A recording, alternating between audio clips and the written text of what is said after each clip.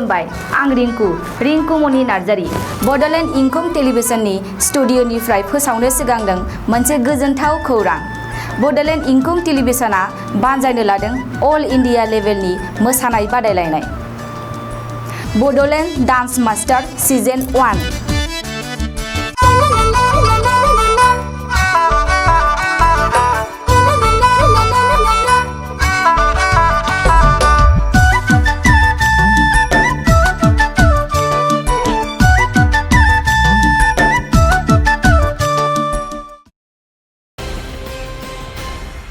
खुलुमबाय बेयो बड'लेण्ड इंखं टेलिभिजन दिनै 3 आगस्ट 2020 समबारखालि सानसेनि बरादखौ नोंथांमोननि खाथियाव लानानै फैदों आं सदानन्द दैमारिया।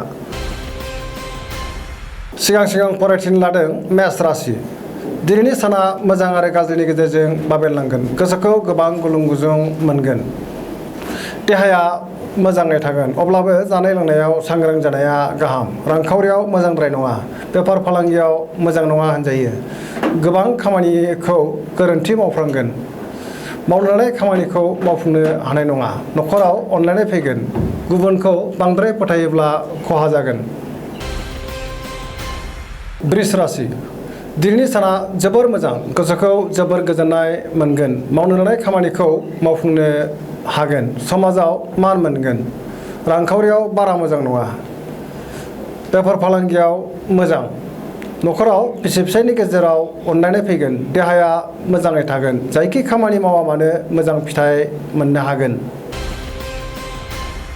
मिथुन राशि। दिनैनि साना मोजां आरो गाज्रिनि गेजेरजों बाबेरलांगोन। गोसोखौ गुलुं गुजुं मोनगोन।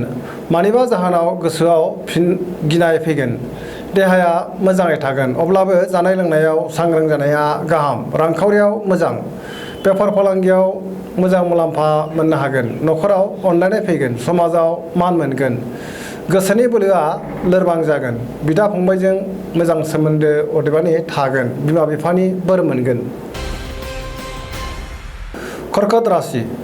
दिनैनि साना बारा मोजां नङा। गोसोखौ उसुखुथु मोनगोन। सुथुरा बांगोन। सोरबाया नोंखौ गाज्रि नोजोरजों नायखोमागोन। मावनो लानाय खामानिखौ खुनुरुखुमै मावफुंनो हागोन। रांखावरियाव मोजां। बेफार फालांगियावबो मोजां होनजायो। देहाया मोजाङै थागोन। गुबुननि हेफाजाब मोननाय नङा।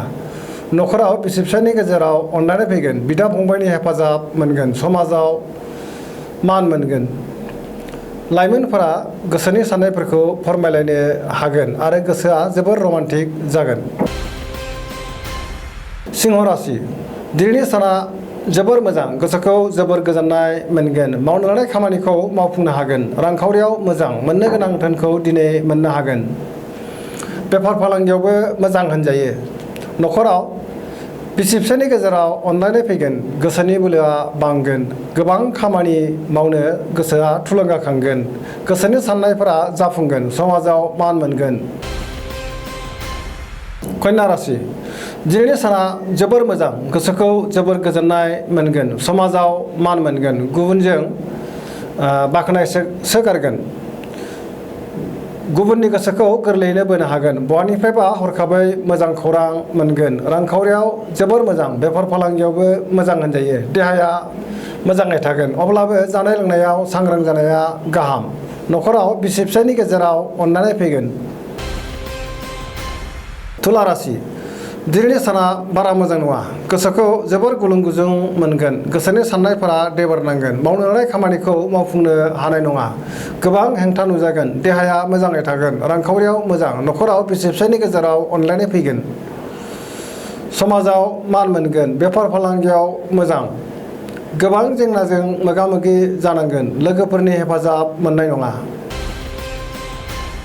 वृश्चिक राशि। दिनैनि साना बारा मोजां नङा। गोसोखौ जोबोर गुलुं गुजुं मोनगोन। मावनो लानाय खामानिखौ थि समाव मावफुंनो हानाय नङा। गोसोनि साननाया देबोरनांगोन। गोसोनि बोलोआबो लोरबां जागोन। न'खराव अनलायनाय फैगोन। रांखावरियाव मोजांद्राय नङा। बेफार फालांगियाव खहा जानो हागौ। देहाया मोजां थानाय नङा। लोमजानाय मोनगोन। अब्ला जानाय लोंनायाव सांग्रां जानाया गाहाम। धनु राशि।